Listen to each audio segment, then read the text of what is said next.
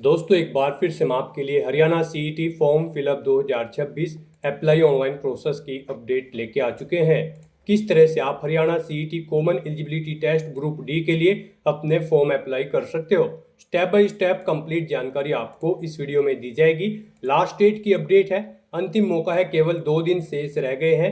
आप 3 जुलाई 2026 तक अपना फॉर्म अप्लाई कर सकते हो।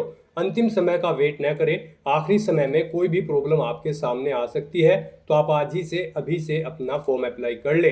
अंतिम समय में फॉर्म भरते समय आपके सामने अगर कोई भी टेक्निकल प्रॉब्लम आ रही है तो उसका हल भी आपको इस वीडियो में मिल जाएगा। आखिरी समय में फॉर्म भरते समय आपको कोई भी ऐसी गलती या फिर मिस्टेक नहीं करनी होगी जिसको करने से आपका एप्लीकेशन फॉर्म भी रिजेक्ट हो सकता है। अंतिम समय में फॉर्म भरते समय आपको महत्वपूर्ण बातों को भी ध्यान में रखना होगा, तभी आपका फॉर्म भी सक्सेसफुली सबमिट होगा। आवेदन करते समय आप अपना रजिस्ट्रेशन वन टाइम रजिस्ट्रेशन किस प्रकार से करोगे, कैसे आपको personal detail qualification detail fill करनी होगी, डॉक्यूमेंट सिग्नेचर फोटोग्राफ कैसे और कितने केबी में आप अपलोड करोगे, फीस पेमेंट करते हुए रजिस्ट्रेशन से लेकर प्रिंट तक आप कैसे अपना फॉर्म अप्लाई करोगे, पूरी जानकारी के लिए आपको ये वीडियो शुरू से लेके एंड तक बिना स्किप किए हुए देखनी होगी। इस वीडियो को पूरा देखने पर ही आपके सभी सवाल और डाउट क्लियर होंगे।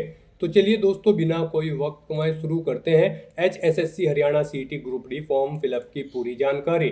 फॉर्म भरने से पहले आपको सबसे पहले हमारी वेबसाइट IND सरकारी नौकरी के इस पेज पर विजिट करना होगा, जिसका लिंक आपको नीचे description plus first comment box में मिल जाएगा। और हमारे इस पेज पर विजिट करके आप यहां से HSSC Haryana CET group D का फॉर्म अप्लाई कर सकते हो। हरियाणा स्टाफ सिलेक्शन कमीशन कर्मचारी चयन आयोग की ओर से common eligibility test CET group D का नोटिफिकेशन रिलीज कर दिया गया है, जिसके लिए लास्ट डेट ऑनलाइन आवेदन करने की 3 जुलाई 2026 है। लास्ट डेट की अपडेट है, अंतिम मौका है, केवल 2 ही दिन शेष रह गए हैं। 10वीं पास कैंडिडेट अप्लाई कर सकते हैं। 18 से 42 वर्ष आयु सीमा है। मेल कैंडिडेट के लिए जनरल अदर स्टेट के लिए 500 रुपये फीस है। हरियाणा रिजर्व कैटेगरी के लिए 250 है। फीमेल कैंडिडेट के लिए सभी कैटेगरी के लिए 250 रुपये फीस है। जिनके पास आधार नंबर नहीं है उनके लिए 1000 रुपये फीस है, जो कि आप ऑनलाइन मोड से पेमेंट कर सकते हो।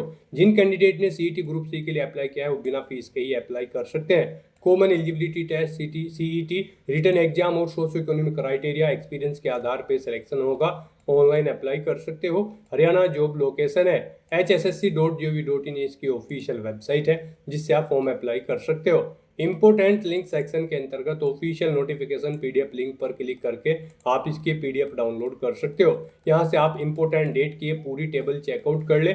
उसके बाद में आपको यहाँ पर इसमें एलिजिबिलिटी क्राइटेरिया की डिटेल देखने को मिल जाएगी। इसमें क्वालिफिकेशन आप यहाँ से चेकआउट कर ले। एग्जामिनेशन क्राइटेरिया आपको यहाँ पर दे दिया गया है, आप यहाँ से चेकआउट कर सकते हो। क्वालिफिकेशन के साथ साथ में एज लिमिट, एज रिलैक्सेशन की जानकारी, how to apply procedure, document signature upload करने के लिए गाइडलाइंस, एग्जाम पैटर्न, सिलेबस आपको डिटेल में यहाँ पर टॉपिक वाइज पूरा प्रोवाइड करा दिया गया है। तो फॉर्म अप्लाई करने से पहले आपको ये ऑफिशियल नोटिफिकेशन की PDF पूरा पढ़ना अनिवार्य है। इसको पूरा पढ़ने से ही आपके सभी सवाल और डाउट क्लियर होंगे। PDF रीड आउट करने के बाद में आपको अप्लाई ऑनलाइन के इस लिंक पर क्लिक करना होगा, तो आपके सामने ऑनलाइन आवेदन करने का ये ऑफिशियल पोर्टल ओपन हो जाएगा। गाइस यहाँ पर अगर आपने हरियाणा सीईटी ग्रुप सी 1/2025 के लिए भी अप्लाई कर रखा है तो आप बिना फीस जमा कराए हुए यहाँ पर लॉगिन करके इस एग्जाम या टेस्ट में पार्टिसिपेट करने के लिए अपने फॉर्म अप्लाई कर सकते हो। उसके लिए आपको यहाँ पर existing user of group C 1/2025 click here to register for group D 5/2026 के स्टेप पर क्लिक करना है। उसके बाद आपके सामने कुछ इस तरह से इंटरफेस ओपन होगा। यहाँ पर आपको अपना मोबाइल नंबर एंटर करना है, अपना पासवर्ड एंटर करना है, ये कैप्चा कोड यहाँ पर आपको एंटर करना है और उसके बाद लॉगिन की स्टेप पर क्लिक करते हुए लॉगिन करके अपना फॉर्म अप्लाई कर लेना है। और गाइज अगर आपने यहाँ पर HSSC सीईटी ग्रुप डी के लिए पहले से अपना रजिस्ट्रेशन कर रखा है तो आपको यहाँ पर existing user for group D 5/2026 के स्टेप पर क्लिक करना है। उसके बाद आपके सामने लॉगिन का यही इंटरफेस ओपन होगा। यहाँ पर आपको अपना मोबाइल नंबर एंटर करना है, अपना पासवर्ड एंटर करना है, ये कैप्चा कोड यहाँ पर एंटर करना है और उसके बाद लॉगिन की स्टेप पर क्लिक करते हुए आपको लॉगिन करके अपना फॉर्म अप्लाई कर लेना है। और अगर आप यहाँ पर ग्रुप डी के इस टेस्ट में पार्टिसिपेट करने के लिए फर्स्ट टाइम अप्लाई करने जा रहे हो या फिर आपने सीईटी ग्रुप सी के लिए भी अप्लाई नहीं किया है तो फिर आपको यहाँ पर सबसे पहले अपना रजिस्ट्रेशन करना होगा। उसके लिए आपको यहाँ पर new registration for group D 5/2026 के स्टेप पर क्लिक करना है और अपना रजिस्ट्रेशन करते हुए आपको अपना फॉर्म अप्लाई करना है। जैसे ही आप स्टेप पर क्लिक करेंगे आपके सामने यहाँ पर कुछ जनरल इंस्ट्रक्शंस ओपन होंगे। यहाँ पर आपको सभी डिटेल्स प्रोवाइड कर दी गई है। फॉर्म अप्लाई करने से पहले आपको इन्हें केयरफुली केयरफुली रीड आउट कर लेना है। यहाँ पर आपको बता दिया गया है फॉर्म आप कैसे अप्लाई करोगे, क्या क्या चीज़ें आपके पास यहाँ पर फॉर्म अप्लाई करने से पहले होनी चाहिए, जैसे कि एक वैलिड मोबाइल नंबर, एक वैलिड ईमेल आईडी यहाँ पर आपके पास होनी चाहिए फॉर्म अप्लाई करते हुए। यहाँ पर आपके पास आपकी एजुकेशनल क्वालिफिकेशन के सर्टिफिकेट्स होने चाहिए, फोटो सिग्नेचर होने चाहिए, इनकी यहाँ पर सॉफ्ट कॉपी आपके पास होनी चाहिए। डॉक्यूमेंट्स आपको बता दिए गए हैं कौन कौन से डॉक्यूमेंट्स की यहाँ पर आपको रिक्वायरमेंट रहेगी फॉर्म अप्लाई करते हुए। आपको सभी ये general instructions carefully read out कर लेने हैं। उसके बाद आपको इस पेज को नीचे स्क्रॉल करना है और फिर आपको डिक्लेरेशन सेक्शन में आने के बाद इस चेकबॉक्स को ओके करना है और उसके बाद फिर आपको यहाँ पर accept and proceed to register के स्टेप पर क्लिक करना है। फिर आपके सामने यहाँ पर रजिस्ट्रेशन का फॉर्म ओपन हो जाएगा। अब यहाँ पर आपको अपनी बेसिक इन्फॉर्मेशन देते हुए अपना रजिस्ट्रेशन करना है। सबसे पहले यहाँ पर आपको अपना 10 डिजिट का एक वैलिड मोबाइल नंबर यहाँ पर एंटर करना है। उसके बाद आपको गेट ओटीपी के इस ऑप्शन पर क्लिक करना है। फिर आपके मोबाइल नंबर पर एक ओटीपी आएगा, वो ओटीपी आपको यहाँ पर एंटर करते हुए अपना मोबाइल नंबर वेरीफाई कर लेना है। फिर यहाँ पर आप अपना ईमेल एड्रेस एंटर करेंगे, उसके बाद उसे एक बार फिर से री एंटर करेंगे और फिर आप गेट ओटीपी के इस ऑप्शन पर क्लिक करेंगे। फिर आपकी ईमेल आईडी पर भी एक ओटीपी आएगा, वो ओटीपी आपको यहाँ पर एंटर करते हुए अपनी ईमेल आईडी भी आपको वेरीफाई कर लेनी है। फिर गाइस यहाँ पर आपको अपना पासवर्ड क्रिएट करना है। यहाँ पर आप अपना पासवर्ड एंटर करेंगे। आपका पासवर्ड यहाँ पर अल्फा न्यूमेरिक फॉर्मेट में होना चाहिए और यहाँ पर आपका पासवर्ड कम से कम 8 कैरेक्टर का होना चाहिए। अल्फा न्यूमेरिक फॉर्मेट का मीन्स यहाँ पर आपके पासवर्ड में कम से कम एक अपर केस कैरेक्टर होना चाहिए, एक लोअर केस कैरेक्टर, एक इंटीजर नंबर और एक स्पेशल कैरेक्टर जैसे कि @ हैश या फिर डॉलर होना चाहिए। तो इस फॉर्मेट में यहाँ पर आपको अपना पासवर्ड एंटर करना है। वही पासवर्ड आपको री एंटर योर पासवर्ड फील्ड में एंटर करना है। उसके बाद आपको ये कैप्चा कोड यहाँ पर एंटर करना है और फिर गाइस आपको रजिस्टर एंड प्रोसीड के इस ऑप्शन पर क्लिक करना है। इस तरह से यहाँ पर आपका रजिस्ट्रेशन सक्सेसफुली कंप्लीट हो जाएगा। गाइड यहाँ पर अब आपको अपना वन टाइम रजिस्ट्रेशन का फॉर्म फिल करना है। यहाँ पर अब आपको सबसे पहले अपनी पर्सनल इन्फॉर्मेशन प्रोवाइड करनी है। यहाँ पर आप जो भी डॉक्यूमेंट अपलोड करेंगे, जो भी आपके सपोर्टेड या फिर रिक्वायर्ड डॉक्यूमेंट होंगे, वो जेपीजी, जेपीईजी, पीडीएफ फॉर्मेट में होने चाहिए और उनका साइज 20 केबी से 200 केबी के बीच में होना चाहिए। तो यहाँ पर आपको पर्सनल डिटेल में सबसे पहले पूछा गया है कि क्या आपने यहाँ पर CET 1/2022 या फिर 2023 के लिए भी पार्टिसिपेट किया था। अगर किया था तो आप येस करेंगे और यहाँ पर अपना रजिस्ट्रेशन नंबर आप एंटर करेंगे और फिर यहाँ पर आप अपनी डेट ऑफ बर्थ सेलेक्ट करेंगे और अगर नहीं किया था तो आप सिंपली नो ऑप्शन सेलेक्ट कर लेंगे। उसके बाद यहाँ पर आपको अपना फुल नेम एंटर करना है अपनी 10वीं की मार्कशीट के अकॉर्डिंग। फिर यहाँ पर आपको अपनी डेट ऑफ बर्थ सेलेक्ट करनी है अपनी 10वीं की मार्कशीट के अकॉर्डिंग। फिर उसके बाद आपको अपने फादर का नाम यहाँ पर एंटर करना है, अपनी मदर का नाम एंटर करना है। उसके बाद आपसे पूछा गया है कि क्या आपके पास आधार है। अगर है तो आप येस करेंगे और फिर यहाँ पर आप अपना आधार नंबर एंटर करेंगे, उसे एक बार फिर से एंटर करके कंफर्म कर लेंगे और फिर गाइड यहाँ पर आप अपना आधार अपलोड कर देंगे। आप चूज फाइल के ऑप्शन पर क्लिक करेंगे, फाइल को सिलेक्ट कर लेंगे और अपना आधार फ्रंट और बैक साइड दोनों तरफ से यहाँ पर आप अपलोड कर देंगे। यहाँ पर हम आपको ऑलरेडी बता चुके हैं जो भी डॉक्यूमेंट आप अपलोड करेंगे वो जेपीजी, जेपीईजी या फिर पीडीएफ फॉर्मेट में होना चाहिए। 20 केबी से 200 केबी के बीच में उसका साइज होना चाहिए। और अगर आपके पास आधार नंबर नहीं है तो आप सिंपली यहाँ पर नो ऑप्शन सेलेक्ट करेंगे और फिर यहाँ पर आपको बताना होगा कि इनमें आपके पास परिवार पहचान पत्र है या फिर ड्राइविंग लाइसेंस है या फिर पैन कार्ड या फिर वोटर ID या फिर पासपोर्ट या फिर बर्थ सर्टिफिकेट या फिर राशन कार्ड, इनमें से जो भी आपके पास है वो आप यहाँ पर सेलेक्ट करें और उसकी डिटेल दे, जैसे कि उसका नंबर आपको देना होगा और फिर आपको अपना वो यहाँ पर ID अपलोड कर देना होगा। चूज फाइल के ऑप्शन पर क्लिक करते हुए फाइल को सिलेक्ट करते हुए। और गाइज अगर आपके पास आधार नहीं होगा फिर तो यहाँ पर आपको 1000 रुपये यहाँ पर स्टैंडर्ड फीस के रूप में देने होंगे। तो बेटर रहेगा कि आपके पास आधार नंबर हो, आप यहाँ पर येस ऑप्शन सेलेक्ट करें और अपनी आधार की डिटेल यहाँ पर प्रोवाइड कर दें। फिर यहाँ पर आपसे पूछा गया कि क्या आप जुड़वा भाई बहन हैं और आपने CET ग्रुप C 2025 के लिए भी अप्लाई किया था और आप CET ग्रुप D के 2026 के लिए भी अप्लाई करने जा रहे हैं। अगर हैं तो आप यस करेंगे। तो फिर यहाँ पर आपको एक फॉर्मेट दिया गया है, एक फॉर्म दिया गया है, आपको इसे फिल करके यहाँ पर अपलोड करना होगा। यहाँ पर आपको ऑफिशियल नोटिफिकेशन में पेज नंबर 23 पर आपको ये फॉर्म दिया गया है। एनेक्जर 9 में आप इसे फिल करके यहाँ पर इसकी सॉफ्ट कॉपी अपलोड करेंगे। आप डायरेक्टली यहाँ से भी डाउनलोड के ऑप्शन पर क्लिक करके इसे डाउनलोड कर सकते हो और फिर इसे फिल करके इसकी सॉफ्ट कॉपी यहाँ पर आप अपलोड करेंगे। उसके लिए आप चूज फाइल के ऑप्शन पर क्लिक करेंगे, फाइल को सिलेक्ट करेंगे और अपनी यहाँ पर अगर आप ट्विन ब्रदर या सिस्टर है तो उसका ये फॉर्म आप यहाँ पर अपलोड कर देंगे। और अगर आप जुड़वा भाई बहन नहीं है तो आप सिंपली नो ऑप्शन सेलेक्ट करेंगे। फिर यहाँ पर आपको अपना जेंडर सेलेक्ट करना है, मेल, फीमेल या फिर ट्रांसजेंडर। उसके बाद आपको अपना मैरिटल स्टेटस बताना है, आप मैरिड हो या फिर अनमैरिड। फिर आपकी बॉडी पर कहीं कोई कट या तिल का निशान है तो उस पैलेस का नाम यहाँ पर आपको देना है। 2 पैलेस के नाम आपको देने हैं, नहीं है तो आप नो मार्क एंटर कर देंगे। इस तरह से अपनी पर्सनल डिटेल प्रोवाइड करने के बाद गाइज फिर आपको इस चेकबॉक्स को ओके करना है और उसके बाद फिर आपको सेव एंड नेक्स्ट के इस ऑप्शन पर क्लिक करना है। फिर यहाँ पर आपको अपने एड्रेस की इन्फॉर्मेशन देनी है। सबसे पहले यहाँ पर आप अपना कोरोस्पोंडेंस एड्रेस एंटर करेंगे। इसमें आपको सबसे पहले अपना स्टेट सेलेक्ट करना है, उसके बाद आपको अपना डिस्ट्रिक्ट सेलेक्ट कर लेना है। फिर आपको बताना है आप रूरल एरिया से है या फिर अर्बन एरिया से। फिर आपको अपना हाउस नंबर, स्ट्रीट नंबर या फिर विलेज का नाम एंटर करना है, अपना तहसील यहाँ पर आपको एंटर करना है, पोस्ट ऑफिस का नाम देना है, विलेज या सिटी का नाम देना है, अपना पिन कोड यहाँ पर आपको एंटर कर देना है। इस तरह से यहाँ पर आपको अपना कोरोस्पोंडेंस एड्रेस एंटर करना है। उसके बाद आपको अपना परमानेंट एड्रेस भी यहाँ पर सेम ऐसे ही एंटर कर देना है। और अगर आपका परमानेंट एड्रेस आपके कोरोस्पोंडेंस एड्रेस के अकॉर्डिंग सेम है तो बस गाइस यहाँ पर आप if permanent address is same as correspondence address में यस के इस रेडियो बटन पर क्लिक कर देंगे। ऑटोमेटिकली आपका परमानेंट एड्रेस आपके ऊपर दिए गए कोरोस्पोंडेंस एड्रेस के अकॉर्डिंग यहाँ पर फिल हो जाएगा। इस तरह से अपने एड्रेस की डिटेल प्रोवाइड करने के बाद फिर आपको यहाँ पर सेव एंड नेक्स्ट के इस ऑप्शन पर क्लिक करना है। फिर यहाँ पर आपको अपनी कैटेगरी की इन्फॉर्मेशन देनी है। यहाँ पर आपसे पूछा गया है कि क्या आपके पास हरियाणा का डोमिसाइल है या फिर बोनाफाइड रेजिडेंट सर्टिफिकेट है। अगर है तो आप यस करेंगे और उसकी डिटेल देंगे, नहीं है तो आप नो ऑप्शन सेलेक्ट कर लेंगे।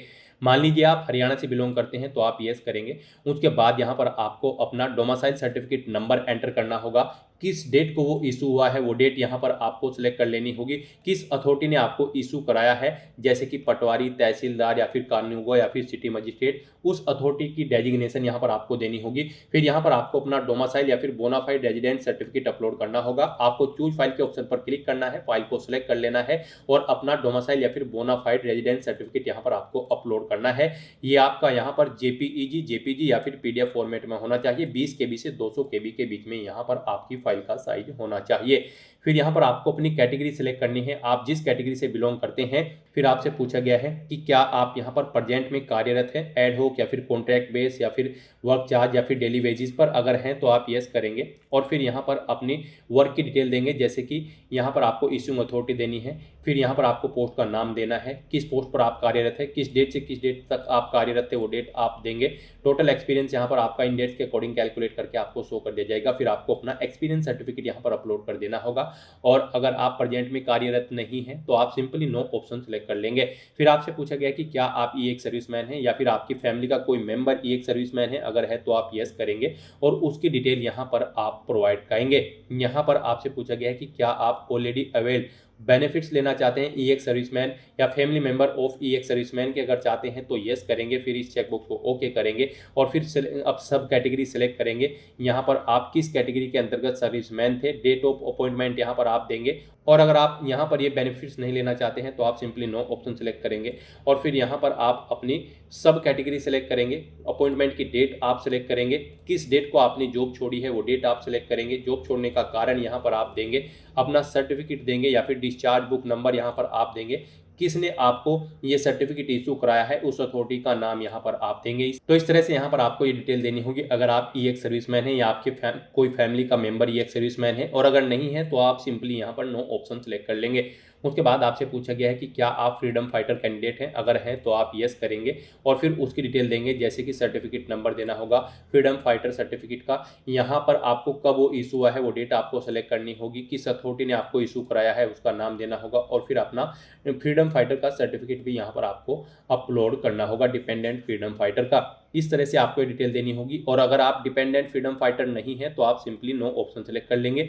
उसके बाद आपसे पूछा गया है कि क्या आप PWD person with benchmark disability candidate है। अगर हैं तो आप यस करेंगे और फिर यहाँ पर अपनी डिसेबिलिटी की डिटेल देंगे, जैसे कि डिसेबिलिटी का टाइप आप सेलेक्ट करेंगे, यहाँ पर उसकी परसेंटेज एंटर करेंगे, सर्टिफिकेट नंबर देंगे, अपना सर्टिफिकेट यहाँ पर आपको इशू अपलोड करना होगा, किस डेट को वो इशू हुआ है वो बताना होगा। आपको यहाँ पर स्क्राइब की जरूरत पड़ेगी या फिर नहीं एग्जाम में, इसकी डिटेल आपको देनी होगी। इस तरह से यहाँ पर आपको अपनी डिसेबिलिटी की डिटेल देनी है अगर आप PWD कैटेगरी कैंडिडेट हैं। और अगर नहीं है तो आप सिंपली नो ऑप्शन सेलेक्ट कर लेंगे। उसके बाद आपसे पूछा गया है कि क्या आप एलिजिबल स्पोर्ट पर्सन हैं। अगर हैं तो आप यस करेंगे, अपने सर्टिफिकेट का नंबर देंगे, किस डेट को वो इशू हुआ है वो डेट आप देंगे, यहाँ पर अथॉरिटी का नाम देंगे जिसने आपको इशू कराया है यहाँ पर। उसके बाद आपको बताना होगा किस ग्रेड के आप खिलाड़ी हैं, फिर आपको अपना स्पोर्ट सर्टिफिकेट यहाँ पर अपलोड कर देना होगा, चूज फाइल के ऑप्शन पर क्लिक करते हुए, फाइल को सिलेक्ट करते हुए। और अगर आप स्पोर्ट पर्सन नहीं है तो आप सिंपली नो ऑप्शन सेलेक्ट करेंगे। फिर यहाँ पर आपसे पूछा गया कि आपके अगेंस्ट कोई क्रिमिनल केस यहाँ पर फिल तो नहीं है। अगर है तो आप बताएं आपके खिलाफ कंप्लेंट फिल हुई है या फिर FIR। अगर इनमें से कोई भी है तो आप उनकी डिटेल देंगे, नहीं है तो आप नो ऑप्शन सेलेक्ट कर लेंगे। इस तरह से अपनी डिटेल्स प्रोवाइड करने के बाद फिर आपको सेव एंड नेक्स्ट के इस ऑप्शन पर क्लिक करना है। नेक्स्ट यहाँ पर आपको अपनी एजुकेशनल क्वालिफिकेशन की डिटेल प्रोवाइड करनी है। गाइस यहाँ पर हरियाणा सीईटी ग्रुप डी के इस टेस्ट में पार्टिसिपेट करने के लिए आपका कम से कम 10वीं क्लास पास आउट होना जरूरी है और आपके पास हिंदी या संस्कृत एक सब्जेक्ट के तौर पर होना अनिवार्य है। और अगर आप 10वीं क्लास इसी साल कर रहे हैं तो भी आप एलिजिबल हैं, अप्लाई कर सकते हैं। तो यहाँ पर आपको बताना है कि आप यहाँ पर इनमें से क्या चीज़ कर रहे हैं। यहाँ पर अगर आप 10वीं क्लास कंप्लीट कर चुके हो तो आप यहाँ पर फर्स्ट ऑप्शन पर क्लिक करेंगे इस रेडियो बटन पर और आप अपनी 10वीं क्लास की डिटेल देंगे। और अगर आप इसी साल कर रहे हैं तो आप इस सेकंड ऑप्शन पर क्लिक करेंगे। और अगर आपके पास कोई हायर एजुकेशनल क्वालिफिकेशन है, आपने उसे कंप्लीट कर ली है, तो आप यहाँ पर ये थर्ड ऑप्शन सेलेक्ट करेंगे। और अगर आप हायर क्वालिफिकेशन कर रहे हैं और आपके पास हिंदी एक सब्जेक्ट के तौर पर है तो यहाँ पर आप फोर्थ रेडियो बटन पर क्लिक करेंगे और अपनी क्वालिफिकेशन की डिटेल प्रोवाइड कराएंगे।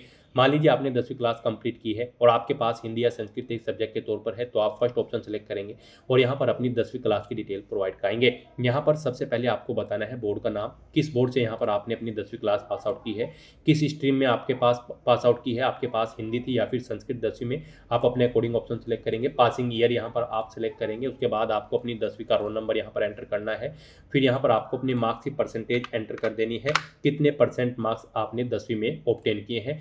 फिर यहाँ पर आपको अपनी 10वीं क्लास का मार्कशीट या फिर सर्टिफिकेट अपलोड करना है। आपको चूज फाइल के ऑप्शन पर क्लिक करना है, फाइल को सेलेक्ट कर लेना है और अपनी 10वीं क्लास का सर्टिफिकेट या मार्कशीट आपको अपलोड कर देनी है। गाइस यहाँ पर आपके जो भी ये डॉक्यूमेंट अपलोड होंगे वो यहाँ पर आपको एक PDF फॉर्मेट फाइल में अपलोड करने हैं। यहाँ पर आपको एक PDF फाइल क्रिएट करनी है और अपने सभी डॉक्यूमेंट आपको एक ही सिंगल PDF में यहाँ पर रेडी करके उसे आपको अपलोड करना है। इसका साइज यहाँ पर 5 MB से कम होना चाहिए। तो यहाँ पर अब आपको चूज फाइल के ऑप्शन पर क्लिक करते हुए अपनी 10वीं क्लास की मार्कशीट या फिर रिजल्ट अपलोड कर देना है या फिर सर्टिफिकेट। और उसके बाद अगर आपने कोई हायर क्वालिफिकेशन कर रखी है, हायर एजुकेशन जैसे कि 12वीं ITI, डिप्लोमा, ग्रेजुएशन या पोस्ट ग्रेजुएशन, तो उसकी डिटेल भी यहाँ पर आप सेम ऐसे ही प्रोवाइड कर सकते हैं।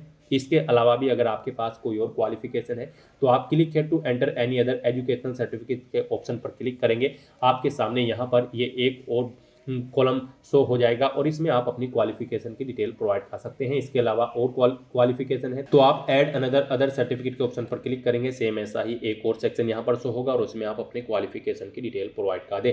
इस तरह से यहाँ पर आपको अपनी क्वालिफिकेशन की डिटेल प्रोवाइड करनी है।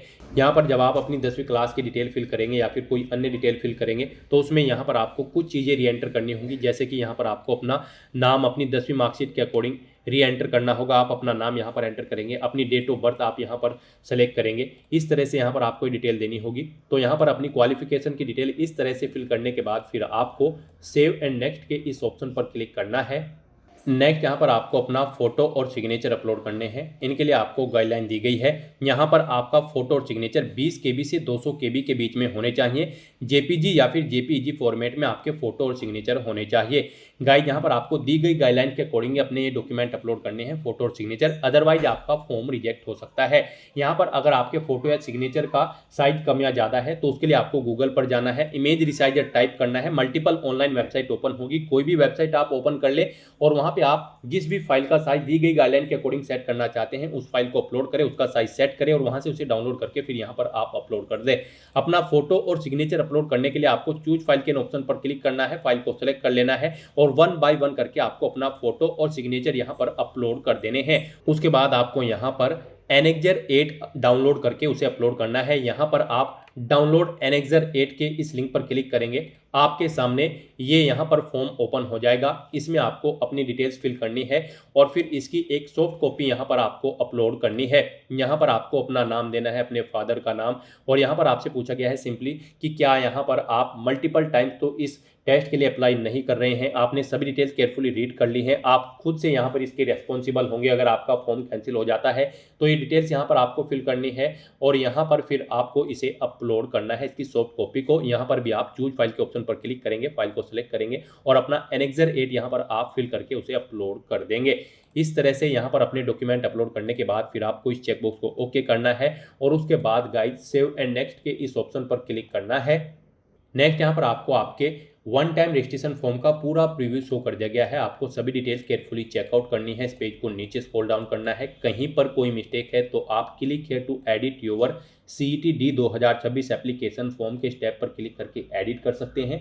और अगर सभी चीज़ें ओके हैं तो बस गाइज यहाँ पर अब आपको अपना फोटो वेरीफाई करना है, अपने सिग्नेचर आपको वेरीफाई कर लेने हैं और बाकी के डॉक्यूमेंट जैसे कि आपका आधार, डोमिसाइल सर्टिफिकेट, 10वीं का सर्टिफिकेट, ये भी आपको आई हैव वेरीफाइड के इन ऑप्शन पर क्लिक करते हुए वेरीफाइड कर लेने हैं। उसके बाद आपसे पूछा गया है कि क्या आपने अपना ये फॉर्म खुद से भरा है, स्वयं भरा है, तो यहाँ पर आपको येस ऑप्शन सेलेक्ट करना है। यहाँ पर आपको ये फॉर्म अपना खुद भरना है तो यहाँ पर आप येस के इस ऑप्शन पर क्लिक करेंगे। उसके बाद आप इस चेकबॉक्स को ओके करेंगे और फिर गाइज आप submit your CET D 2026 application form की स्टेप पर क्लिक कर देंगे।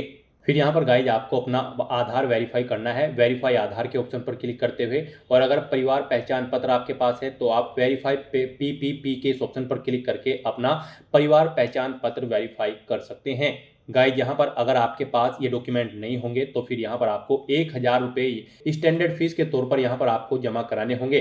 तो यहाँ पर अगर आपके पास आधार है तो आप उसे वेरीफाई कर ले। आप वेरीफाई आधार के ऑप्शन पर क्लिक करें, आपके सामने कुछ इस तरह से इंटरफेस ओपन होगा। अब आपको ये कैप्चा कोड यहाँ पर एंटर करना है और उसके बाद आपको सबमिट के इस ऑप्शन पर क्लिक करना है। फिर यहाँ पर आपके रजिस्टर्ड मोबाइल नंबर पर जिससे आपका आधार लिंक है एक OTP आएगा, उसे यहाँ पर आपको एंटर करते हुए अपना आधार वेरीफाई कर लेना है। इस तरह से यहाँ पर आप अपना आधार वेरीफाई कर लेंगे अगर आपके पास आधार है। और अगर आपके पास परिवार पहचान पत्र है तो आप इसे भी सेम ऐसे ही यहाँ पर वेरीफाई कर लेंगे। और गाइज अगर आपके पास आधार या ये परिवार पहचान पत्र नहीं है तो बस आप इस चेकबॉक्स को ओके करेंगे। फिर आपको यहाँ पर 1000 रुपये स्टैंडर्ड फीस के रूप में जमा कराने होंगे तो आप इस चेकबॉक्स को ओके करें और उसके बाद फिर आप यहाँ पर कंटिन्यू टू पे के इस ऑप्शन पर क्लिक कर दें। तो यहाँ पर अब आपको अपना फीस पेमेंट करना है ऑनलाइन मोड में। यहाँ पर आपको आपकी कैटेगरी के अकॉर्डिंग एप्लीकेशन फीस का अमाउंट देखने को मिल जाएगा। गाइज यहाँ पर अगर आप जनरल कैटेगरी कैंडिडेट हैं या फिर हरियाणा से अलग स्टेट से हैं तो फिर आपको 500 रुपये जमा कराने होंगे फीस के रूप में अगर आप मेल कैंडिडेट हैं। और अगर आप हरियाणा के रिजर्व कैटेगरी कैंडिडेट हैं मेल कैंडिडेट तो आपको 250 रुपये जमा कराने हैं। फीमेल कैंडिडेट की अगर बात करें तो फीमेल जनरल या फिर EWS हरियाणा कैंडिडेट के लिए भी 250 रुपये फीस है। हरियाणा के रिजर्व कैटेगरी कैंडिडेट के लिए भी 250 रुपये फीस है। यहाँ पर अगर आपके पास परिवार पहचान पत्र या फिर आधार नहीं है तो फिर आपको 1000 रुपये स्टैंडर्ड फीस के रूप में यहाँ पर जमा कराने होंगे। ये फीस का अमाउंट आप debit card, credit card, net banking या फिर UPI के माध्यम से जमा करा सकते हो। तो यहाँ पर आपको आपके अकॉर्डिंग आपने पीछे जो डिटेल प्रोवाइड कराई है उसके अकॉर्डिंग यहाँ पर आपको आपकी एप्लीकेशन फीस का अमाउंट देखने को मिल जाएगा। अब आपको ये फीस पेमेंट करना है। उसके लिए गाइड अब आपको यहाँ पर कंटिन्यू के इस टैब पर क्लिक करना है। नेक्स्ट आपके सामने फीस पेमेंट का ये इंटरफेस ओपन होगा। गाइड यहाँ पर आप debit card, credit card, net banking या फिर NEFT, RTGS या फिर UPI के माध्यम से अपना फीस पेमेंट कर सकते हो। यहाँ पर आपके लिए सबसे बेस्ट और इजी ऑप्शन UPI का रहेगा तो आप UPI के इस ऑप्शन पर क्लिक करें। फिर आपके सामने ये QR कोड शो होगा, आप इसे अपने UPI से स्कैन करें और अपना फीस पेमेंट कर दें। सक्सेसफुली फीस पेमेंट करते ही यहाँ पर आपके एप्लीकेशन फॉर्म की सभी टास्क कंप्लीट हो जाएगी, आपका फॉर्म सक्सेसफुली सबमिट हो जाएगा। फिर आपको अपने एप्लीकेशन फॉर्म का एक हार्ड कॉपी या फिर सॉफ्ट कॉपी प्रिंट आउट ले लेना है फ्यूचर यूज के लिए, फ्यूचर रेफरेंस के लिए। तो दोस्तों ऐसे आप हरियाणा CET ग्रुप D के इस टेस्ट में पार्टिसिपेट करने के लिए अपने फॉर्म अप्लाई कर सकते हो बिना कोई मिस्टेक किए हुए। आज की इस वीडियो में बस इतना ही। आई होप ये वीडियो आपको पसंद आई होगी। अगर पसंद आई हो तो इसे लाइक और शेयर करें। चैनल पर नए हो तो इसे सब्सक्राइब कर लें। Thanks for watching.